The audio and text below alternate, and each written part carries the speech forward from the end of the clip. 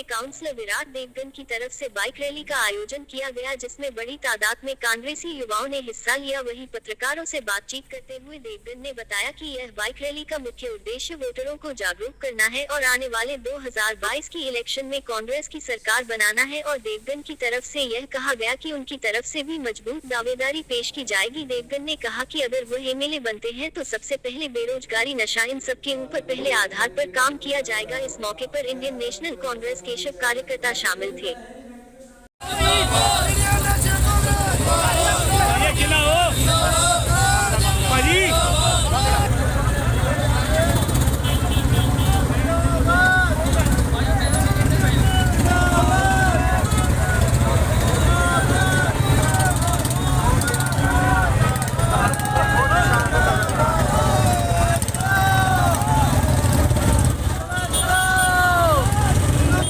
आज हमारे उत्तरी विधानसभा क्षेत्र के जो हैं कार्यकर्ता हैं कांग्रेस पार्टी के, इन्होंने प्लान आउट किया कि हम एक कांग्रेस की आइडियोलॉजी के साथ, कांग्रेस की विचारधारा के साथ लोगों को जागृत करने के लिए, जोड़ने के लिए एक बाइक रैली करेंगे।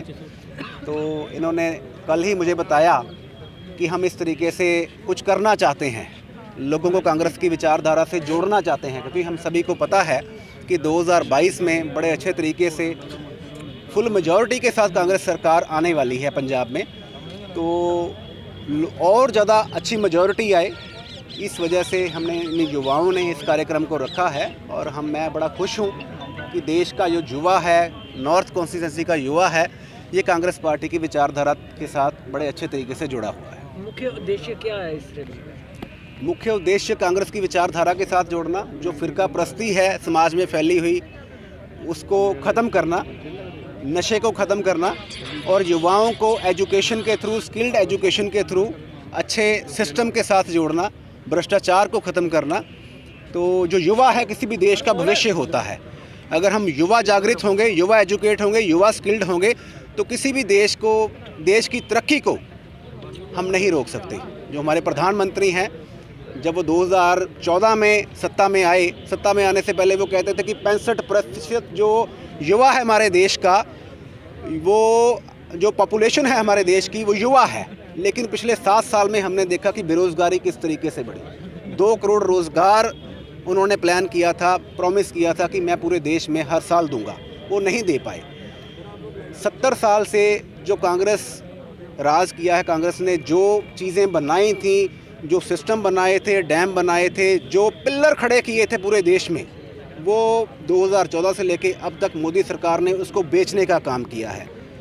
2022 में पंजाब में सरकार बनाएंगे और 2024 में आने वाले दिनों में लाल किला के ऊपर श्री राहुल गांधी जी झंडा फहराएंगे। सर 90-30 का क्या मतलब है? आपके यहाँ पर पोस्टर भी लगे हुए हैं। देखो, 90-30 का जो है एक अच्छा मैसेज समाज के लिए, आज के युवाओं के लिए, जो अलग अलग पार्टियों से संबंधित, चाहे वो पार्षद उम्मीदवार हैं, चाहे एमएलए उम्मीदवार हैं, चाहे एमपी उम्मीदवार हैं, मेंबर पार्लियामेंट के उम्मीदवार हैं, जब कोशिश करते हैं, जब प्रयास करना चाहते हैं, उनको हम 90-30 के थ्रू ये समझाना चाहते हैं कि सियासत अच्छे तरीके से किस तरीके से की जाती है और किस तरीके से हमें करनी चाहिए सिंपलिसिटी के साथ।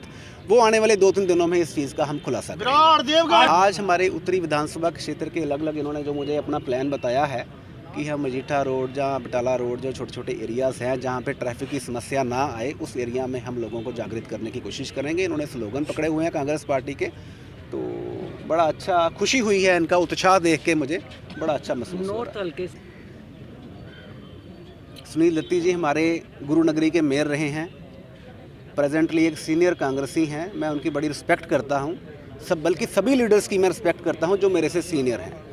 लेकिन मेरी कोशिश है कांग्रेस की आइडियोलॉजी के साथ लोगों को जोड़ने की, और एक लोकतांत्रिक देश में रहते हुए मेरा अधिकार है, मैं समझता हूँ, टिकट को अप्लाई करना, एमएलए बनना और लोगों की सेवा करना। पिछले 5 साल में हमारे परिवार ने लोगों की सेवा करके दिखाई है, और मैं अपने कैपेबिलिटी के अकॉर्डिंगली मैं समझता हूँ एमएलए बन के मैं और बढ़िया तरीके से अच्छा काम कर सकता हूँ, और इसका हम प्रयास करेंगे। अगर हम प्रधानमंत्री की पोस्ट देखें, चीफ मिनिस्टर की पोस्ट देखें, जहाँ पुराने समय से, पिछले 70 साल से देखते हैं, जब जवाहरलाल नेहरू प्रधानमंत्री बने थे भारत का, तो क्या और लोग कोशिश नहीं कर रहे थे प्रधानमंत्री बनने की? और भी कर रहे थे।